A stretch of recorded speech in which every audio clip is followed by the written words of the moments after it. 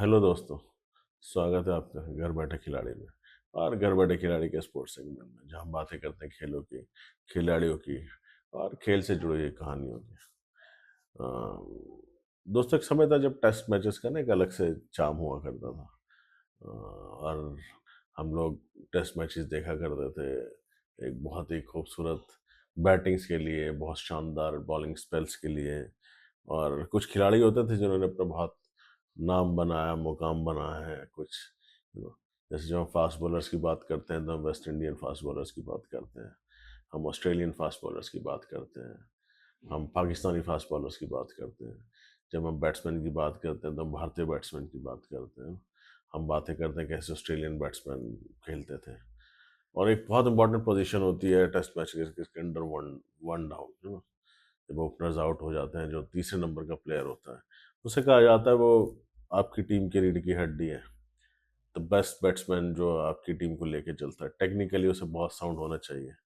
एक ज़माना था जब वन डाउन पर राहुल द्रविड़ बैटिंग किया करते थे।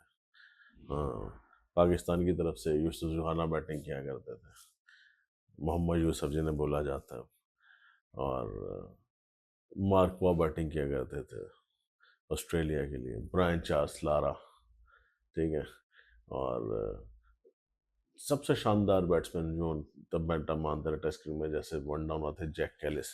कहा जाता था अगर कैलिस को ग्रास दिखनी शुरू हो गई तो फिर वो दिखनी शुरू हो गई ना कि घास पिच पे कैसे हिल रही है, फिर वो आपसे आउट नहीं होते थे। क्या शानदार बैट्समैन उस टाइम हुआ करते थे। आज भारतीय टीम ने वन डाउन पे खिलाया है हमारे वाशिंगटन सुंदर को। मैं ये नहीं कहता कि वाशिंगटन सुंदर कोई अच्छे बैट्समैन नहीं है। उन्होंने अपना जो शुरुआती क्रिकेट है वो नंबर 1 नंबर 2 पे खेला, पर वो इनमें से भी कोई नहीं है जिनके मैंने नाम लिया। और जब हम बात करते हैं भारतीय टेस्ट मैचेस की, क्रिकेट की और क्रिकेटिंग परंपरा की, और आज के टाइम की, जब हम कहते हैं कि जी भारत के अंदर तो आता ही टैलेंट है, मतलब कौन नहीं है टैलेंट के नाम पर। कितना टैलेंट है, मतलब हमारे पास जगह नहीं है लोगों को खिलाने के लिए। फिर भी भारतीय टेस्ट टीम के अंदर हम एक ऑलराउंडर को नंबर 3 पे खिला रहे हैं। मुझे तो कोई लॉजिक ये समझ में नहीं आता कि ये क्या तरीका है। आपने साई सुंदर को टीम में लिया पहले, बिना किसी कोई बहुत बड़ी परफॉर्मेंसेस के। सीधी सी बात है, आपने उनको इसलिए लिया था कि वो हमारे जो कप्तान हैं उनकी फ्रेंचाइज टीम में खेलते थे, उन्हें वो अच्छे लगे, और अपनी अपनी यहाँ पे चाहते चलती हैं, अपना अपना पसंदीदा नापसंद लोगों को खिलाया जा रहा है भारतीय टीम के अंदर, तो उन्हें खिलाया गया। आपने उन्हें 1-2 मैचेस खिलाए, फिर आपने उन्हें बाहर बिठा दिया, ठीक है। और आपने अब उन्हें भारत में जब एक टेस्ट चैंपियन टीम आई है और एक इन इन यू नो होम टूर है, आपने उन्हें ग्रूम करने के लिए बजाय आपने उन्हें उठा के बाहर बिठा दिया। और आपको किसे खिलाना पड़ा? आपको वाशिंगटन सुंदर को खिलाना पड़ा। अब ये भारतीय जो कोच हैं और कप्तान हैं, उनकी सोच है। अब ये बात अलग डिबेटेबल है कि उनकी सोच कितनी मैटर करती है। आज के टाइम में तो बहुत मैटर करती है। आज के टाइम में शायद ऐसा लग रहा है कि गौतम गंभीर के अलावा भारतीय क्रिकेट के बारे में किसी को ज़्यादा जानकारी है ही नहीं। जबकि गौतम गंभीर कोई बहुत ही शानदार और ऐसे खिलाड़ी नहीं रहे कि जिन्हें मैं बोलूँ कि क्रिकेट की बहुत समझ। उनका पूरा क्रिकेटिंग करियर हमने अपनी आंखों से देखा है, ठीक है। अगर उनकी परफॉर्मेंसेस बहुत अच्छी रही हैं कई जगह पर, इससे ये साबित नहीं हो जाता कि उनके क्रिकेटिंग नॉलेज बहुत ज़्यादा है, ठीक है। आप भारतीय टेस्ट टीम को जो है एक T20 फॉर्मेट की टीम बनाकर खिला रहे हैं, है ना।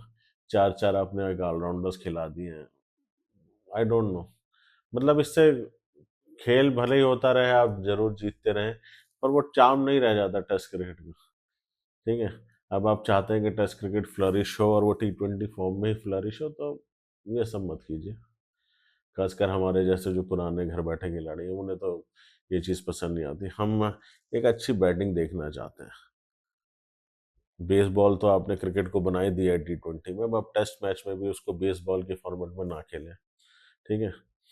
और दूसरी चीज़ यह है कि मुझे नहीं लगता कि भारतीय क्रिकेट टीम के कोच को सीधी सीधी क्लियरिटी है कि what he wants to do with this team,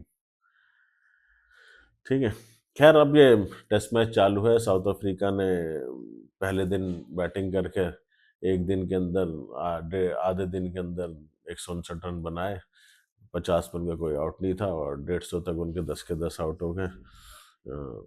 उनमें भी कुछ खिलाड़ी ऐसे थे जिन्हें शायद टेस्ट क्रिकेट में भी बहुत ज़्यादा एक्सपीरियंस की ज़रूरत है। ऑस्ट्रेलिया के जैसे सैम कॉन्स्टेंट हुए, है ना? अब वो आते हैं और अंधाधुन मारना शुरू करते हैं। ऐसी आजकल टेस्ट टीम्स के अंदर भी लोग ऐसे खिलाड़ी को रखना शुरू कर दिए। इनके भी रिकल्टन आए, उन्होंने भी ताबड़तोड़ खेलना शुरू किया। पर हर कोई वीरेंद्र सहवाग नहीं बन सकता, हर कोई एडम गिलक्रिस्ट नहीं हो सकता। उनके पास टेक्निक भी थी, सहवाग के पास तो नहीं थी, पर गिलक्रिस्ट जस्टिन लैंगर के पास टेक्निक थी, जो ओपनर थे, हेडन के पास टेक्निक थी। उससे वो अग्रेसिव बैटिंग करते थे।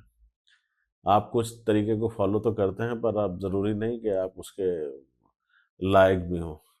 तो साउथ अफ्रीका की टीम को भी, और जो और भी टीमें आ रही हैं जो ऐसे ही बस नाम के लिए ओपनर ले लेते हैं कि भाई ये एग्रेसिव खेलेंगे, तो ये चीज़ें ज़्यादा वर्क नहीं करती हैं। थोड़ा सा आपको पेशेंस भी दिखाना चाहिए।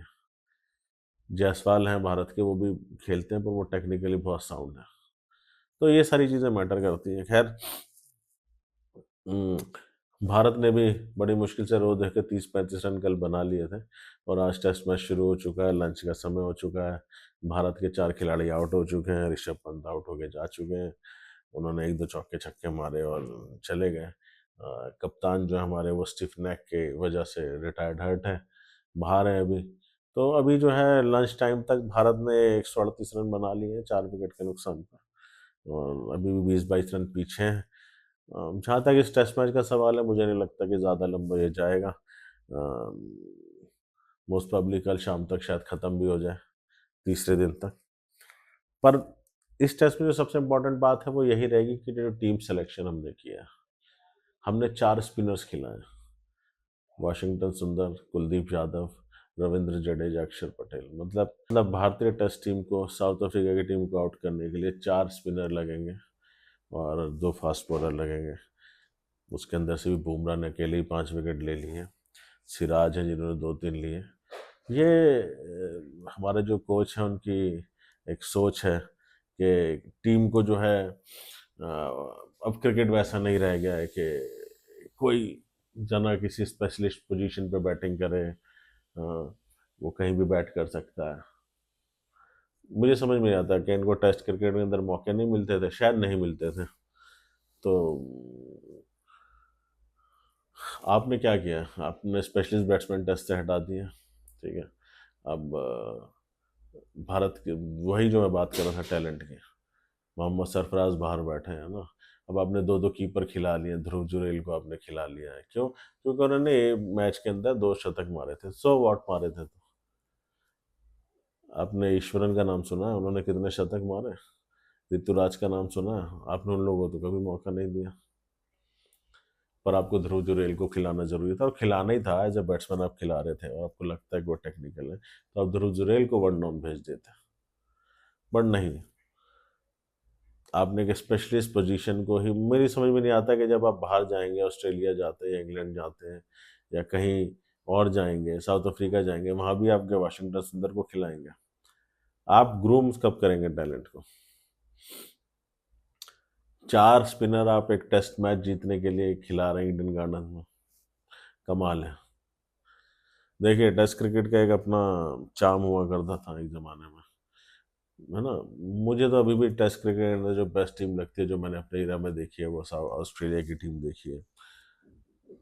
ग्लेन मैकग्राथ, शेन वॉर्न और ब्रेटली, ये 3 बॉलर हुआ करते थे। चौथा गिलिस्पी होता था, डेमिन फ्लेमिंग होता था, कभी कोई होता था, है ना। उन्होंने भी 80-80, 90-90 मैचेस खेले इन तीनों के अलावा, और ये 4 ही काफ़ी होते थे। और उनकी बैटिंग होती थी जिसमें 6 बैट्समैन होते थे, एक कीपर होता था, है ना, और 4 ये होते थे। और उन्होंने मेरे ख्याल से दुनिया में सब कुछ जीता है। पहले टीम ऐसे ही खेल सकती थी। अब आप भारतीय टीम को उठा के देख ले, 4-5 हम ऑलराउंडर खिलाते हैं, है ना, जो न 3 में न 13 में। जो हमारा सही ऑलराउंडर है वो खेलता नहीं है टेस्ट क्रिकेट, बाकी हम सबको ऑलराउंडर बनाने में लगे हुए हैं। मतलब हम एक इसका भी जो है चार्म जो है ख़त्म करते ही जा रहे हैं। अब हम इसका भी चार्म जो है ख़त्म करते ही जा रहे हैं, टेस्ट क्रिकेट का भी। हम ऑलराउंडर्स ही खिलाएंगे, मतलब वही जो शॉट्स हम T20 क्रिकेट में देख रहे हैं, वो मुझे लगता है कुछ दिनों में टेस्ट मैचेस में भी शुरू हो जाएगी। और बातें हम कर रहे हैं कि हम लोग टीयर्स में डिवाइड कर देंगे टीम्स को, Tier 1, Tier 2। What about the batsman, what about the bowlers? वो जो क्लास थी, बैट्समैनशिप की क्लास थी, वो कहाँ है? तो ये जो कुछ डिसीजन भारतीय क्रिकेट टीम के, इन पे सवाल होने चाहिए। कोच के जो है सोच पे भी सवाल होने चाहिए, ठीक है कि नहीं? और महान टीम में आप ऐसे नहीं बनाते कि जिसका आज मन है उसे उठा के खिला लिया, है ना। आपको लोगों को मौका देना पड़ता है, लोगों को चांस देना पड़ता है, अच्छे प्लेयर डेवलप होने पड़ते हैं। आपको लगता है कि आने वाले समय में कोई विराट कोहली बन पाएगा, कोई सचिन बन पाएगा? नहीं बन पाएगा, कभी नहीं। आप उस तरीके की बैटिंग्स नहीं देखेंगे। आपके अंदर इनसिक्योरिटी बहुत है। अब आपको किसी ना किसी को खिलाना मतलब बहुत ज़रूरी है। कोई ज़रूरत नहीं थी भारत को ध्रुव जुरैल को खिलाने की, आप किसी और बैट्समैन को खिला सकते थे, है ना। और अगर आपको ज़्यादा ही था कि ध्रुव जुरैल बहुत अच्छी बैटिंग कर रहे हैं, उनको खिलाना बहुत ही ज़्यादा ज़रूरी है, आप ऋषभ पंत को बिठा देते, वैसे भी उन्हें इंजरी थी, थोड़ा और रेस्ट कर लेते, ठीक है। और आप किसी और बैट्समैन को मौका देते। अगर आपको अपने देवदत्त पाडिक्कल को अपने टीम में लिया था, आप उन्हें चांस दे सकते थे। नहीं देना तो शाही सुदर्शन को ही आप ग्रूम करते। अगर आपने ऋतुराज और ईश्वरन का नाम हटा ही दिया है, भले उन्होंने हज़ारों रन मारे हो, ठीक है, पर वो पॉपुलैरिटी में नहीं है, क्योंकि वो आईपीएल में नहीं खेलते, पॉपुलर नहीं है, तो आपने उन्हें टेस्ट क्रिकेट में मौका नहीं दिया। सरफराज को आप खिलाते नहीं हैं, वो आपकी अपनी सोच है, क्यों नहीं खिलाते। बॉलिंग में बात करें तो अब आप कहते हैं कि आप नए बॉलर्स को ग्रूम कर रहे हैं। शामी को आपने टेस्ट क्रिकेट से बाहर कर रखा है, ठीक है। खिलाते किसे हैं आप? प्रसिद्ध कृष्णा को, वनडे के अंदर भी। अब मुझे समझ में नहीं आता व्हाट प्रसिद्ध कृष्णा हैज डन। मैंने उस बंदे को कभी परफॉर्म करते नहीं देखा, पर वो हर भारत के टेस्ट मैच के हर तीसरे चौथे टेस्ट में मुझे दिख ही जाता है।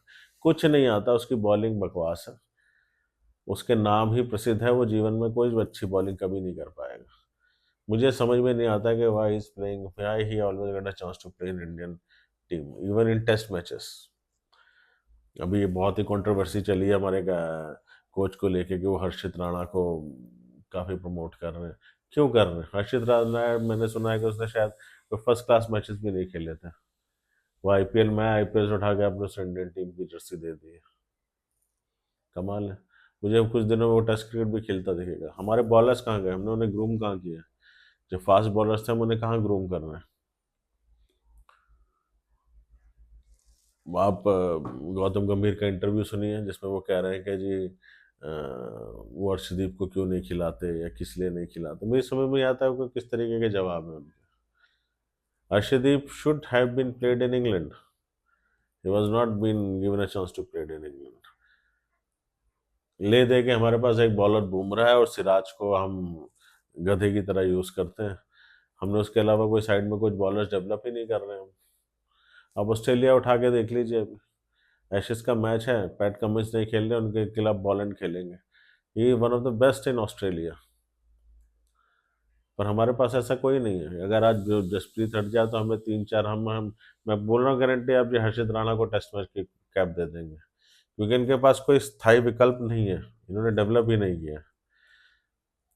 तो टेस्ट मैच तो चालू है, टेस्ट मैच चालू है, दूसरा दिन हो गया, लंच का समय हो गया, 4 विकेट आउट हो गए। मैच कल शाम तक मेरे ख्याल से मोस्ट प्रोबेबली खत्म हो ही जाएगा, जो कुछ भी होगा।